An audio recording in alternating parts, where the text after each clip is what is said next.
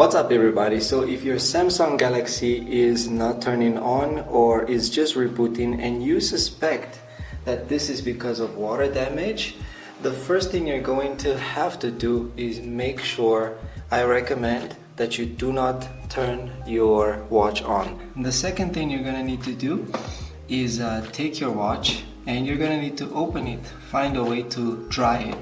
So I'm gonna use the screwdriver.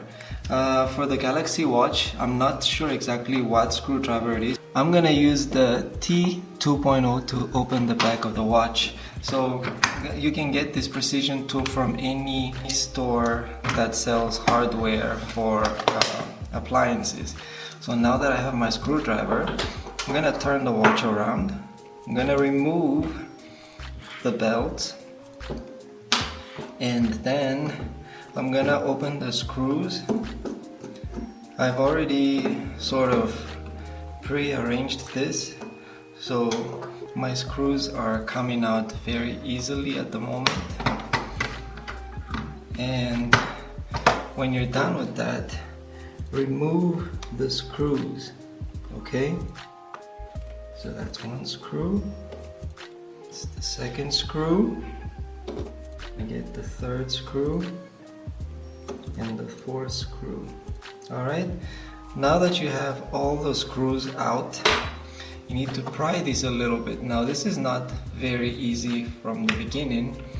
I'm gonna change the head of this screwdriver here into a flat, and here sort of just, you know, find a corner where you can have a little bit of leverage. And once you open the top a little bit like that, you can pry it around and it will open. So now that you have that open, the battery connector, the charger is connected here. You can take your screwdriver and unpin that. Now you have that separate. Normally you would take isopropyl alcohol to make sure that the moisture is dry. As you can see here, if you look closely, it's a little bit wet there. You can see that moisture has entered this. So try as much as you possibly can to dry every single part where you see moisture.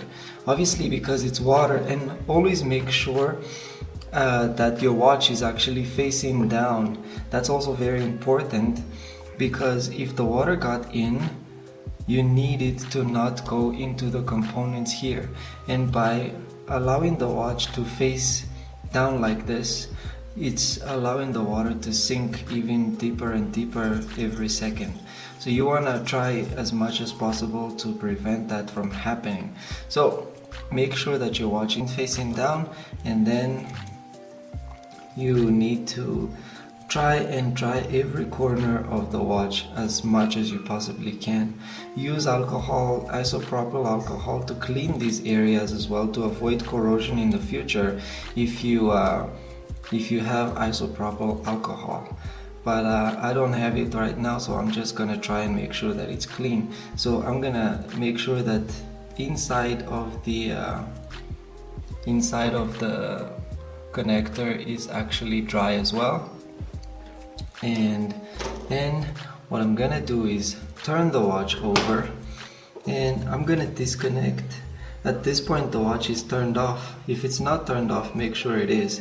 I'm gonna disconnect the connectors, and then I'm gonna also make sure that they are dry with the earbud. And don't fiddle with the loose connector too much, because that will cause the flex cable to get damaged if you do it too much. So you never know what you might damage, and so that being said, do this at your own risk. So now that I've done that, I'm gonna find a way to dry it. So I have a dryer here, and instead of blowing this from the front, because it's gonna create heat, I'm gonna suck the moisture out instead. This worked for me, so that's why I'm doing it. And how I'm gonna do that is, instead of blowing from the head of the dryer, I am going to suck it from the back of the dryer. I'm gonna put the dryer on low heat, so 0, and then I'm gonna put it on medium. So the hair dryer will blow out air over here, but that creates a suction on this side of the dryer. So I'm gonna take the dryer, position it this way upside down, and then I'm gonna place the watch here and run the dryer for about 15 to 20 minutes to make sure that the moisture is totally sucked out. And when that is done, I'm gonna take my watch and I'm gonna put it back together, take the connector and connect it, and I'm gonna take this connector, put it back on, and then after that I'm going to place the back cover back on. First I need to take the connector and put it back on. Now that that is connected, my watch is back together, and I'm gonna test it by turning it on, and the watch turns on. So I have some life, and this will prolong the longevity of the thingy. So you can do that suction with the hair dryer with the front facing down, and also the back cover. Make sure you also do that for the back cover for a little bit to make sure that the hair dryer sucks all the moisture out and you don't have any moisture in your watch anymore. So you can see here the watch is loading, but the watch is functional, you know, everything works the way that it should. So that's what worked for me, and all you need to do now is put the back cover back on and put your 4 screws in these holes and put the strap on, and you should be fine.